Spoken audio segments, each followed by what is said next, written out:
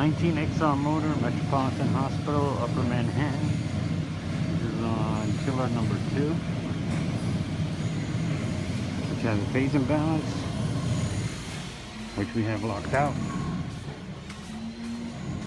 Motor windings will be going out. All the recovery is complete, and the next steps are going to be the removal and the tear of the float system right here. We'll be dropping that float, making sure that it's level, no trash in the system, and that the bubbler line is actually in place.